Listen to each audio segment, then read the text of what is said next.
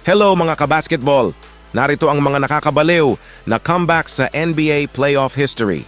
Ang NBA playoffs ay humigit kumulang 75 taon na. At sa panahong iyon, nakita natin ang ilang mga team na mukhang talagang down at talo na sila. Pero sabi ng taga-Barangay Ginebra, never say die. Narito ang mga nakakabaliw na comebacks sa NBA playoff history. Ang una ay ang LA Clippers versus Golden State Warriors, 31-point comeback. 2019 Western Conference First Round Game 2 final score, 135-131 pabor sa Clippers. Ang pinakamalaking pagbabalik sa kasaysayan ng playoff ng NBA ay dumating noong 2019 nang mukhang napahamak ang Clippers. Marami ang nasa panig ng Golden State Warriors, kabilang ang isang stacked team kasama sina Kevin Durant, Klay Thompson, at Steph Curry. Two-time defending champion sila at nanalo na sa unang laro laban sa Clippers. Hayahay silang nakaupo sa komportableng 94-63 lead sa third quarter.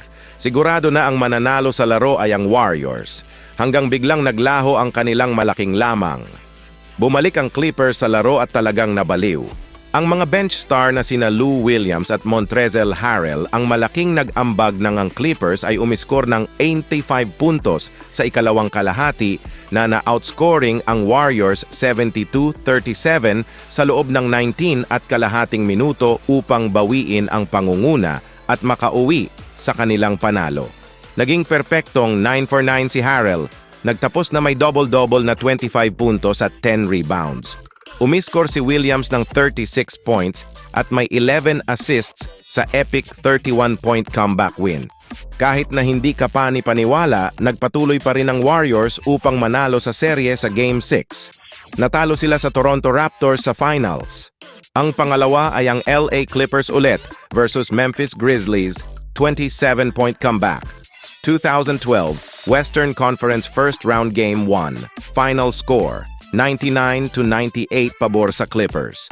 Ang Clippers ay hindi estranghero sa mga comeback wins, ngunit ang kanilang dramatikong comeback playoff victory laban sa Memphis Grizzlies ay isa sa pinaka-epic.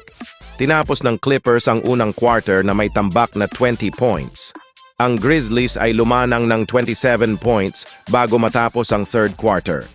Wala pang 2 minuto ang natitira sa ikatlong quarter, ang Grizzlies ay nasa magandang 84-57 abante. Naipit ng Clippers ang lead sa 21 pagpunta sa ika-4 at nagsisimula pa lang sila. Nag-shoot sila ng 76.5%. Gumawa ng 5 sa 6 na 3-point na pagtatangka at isinara ang laro sa isang 28-3 run upang itali ang NBA record para sa pinakamalaking deficit na nalampasan sa fourth quarter. Si Nick Young ang tumama ng 2 magkasunod na 3-pointer para maging malapit sa laro. Pagkatapos ay ang mga free throw ni Blake Griffin na naglagay sa kanila sa loob ng 1 punto, may 1:30 na natitira. Sa wakas ay pinauna ni Reggie Evans ang Clippers sa isang layup. 97-96, may 50.3 segundo ang nalalabi.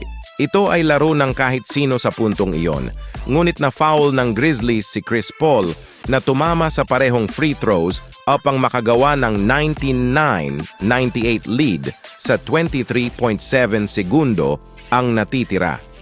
Pinigilan nila ang Grizzlies upang tapusin ito doon, nakawin ng panalo at magpatuloy upang manalo sa serye sa 7 laro. Ngunit winalis naman sila ng Antonio Spurs 4-0 sa semifinals. Sa pangatlo ay ang Boston Celtics versus New Jersey Nets na may 26-point comeback. 2002 Eastern Conference Finals Game 3 final score, 94-90 pabor sa Celtics. The Boston Celtics with the greatest fourth-quarter comeback in NBA playoff history. Ang unang nakabalik mula sa 26-point deficit sa playoffs ay ang Boston Celtics noong 2002. Nakuha nila ang pinakamalaking fourth-quarter comeback sa kasaysayan ng playoff ng NBA noong panahong iyon. Na-outscore ng Nets ang Celtics sa lahat ng 3 quarters at napunta sila sa fourth quarter down na 74-53. Kapansin-pansing pinaikot ito ng Celtics at na-outscore ang Nets 41-16. Si Paul Pierce ay sumablay ng 12 sa 14 na tira bago ang fourth quarter. Pagkatapos sa huling 12 minuto, umiskor siya ng 19 sa kanyang kabuuang 28 puntos. Nagdagdag si Antoine Walker ng 23 puntos sa score. Nagdiwang ang Celtics na parang nanalo lang sila sa Game 7. Gayunpaman, nakalulungkot para sa kanila, ang Nets ay nagpatuloy upang manalo sa susunod na 3 sunod na laro upang mapanalunan ang NBA Championship. Sa pang-apat naman ay ang Cleveland Cavaliers versus Indiana Pacers na may 26-point comeback. 2017 Eastern Conference First Round Game 3, final score 119-114 pabor sa Cavaliers. Bumagsak ang Pacers sa 2-0 sa serye at naghahangad na makabalik sa tuktok. Ang kanilang mga pagkakataon ay mukhang may pag-asa sa Game 3 nang sila ay nasa liderato 74-49 sa halftime, umiskor ng franchise record para sa mga puntos sa unang kalahati. Si LeBron James at ang Cavaliers ay may iba pang mga ideya, bagamat nagrehistro si James ng triple-double at umiskor ng 28 sa kanyang game high na 41 puntos sa second half na humantong sa Cavaliers sa isang hindi kapani-paniwalang comeback win. Nanatiling malapit ang laro hanggang sa matapos, hanggang sa mag-score si James ng 3 sa nalalabing 250 minutes na naging 111-107. Si Channing Frye ang tumama sa susunod na 3-pointer na wala pang 1 minuto ang natitira upang selyuhan ang deal at sirain ang pag-asa ng Pacers na manalo. Naungusan nila ang Indiana 70-40 sa second half para kunin ang serye sa 3-0 bago sila walisin sa susunod na laro, 4-0. Nakapasok ang Cavaliers sa finals nang talunin sila ng Golden State Warriors, 4-1. At ang panghuli ay ang Memphis Grizzlies versus Minnesota Timberwolves na may 26-point comeback din. 2022 Western Conference First Round Game 3, final score 104-95 pabor sa Grizzlies. Noong Abril 2022, ang Memphis Grizzlies ay humakot ng 26-point comeback laban sa Minnesota Timberwolves sa Game 3 at nagtabla ang serye sa 1-1. Sa ikalawang quarter pa lang nang ang Minnesota ay nangunguna ng 26 puntos.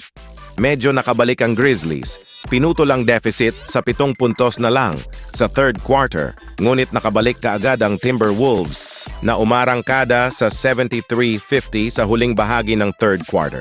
Ang Grizzlies at si Ja Morant ay nag-took over para maidikit ang score sa 21-0 run.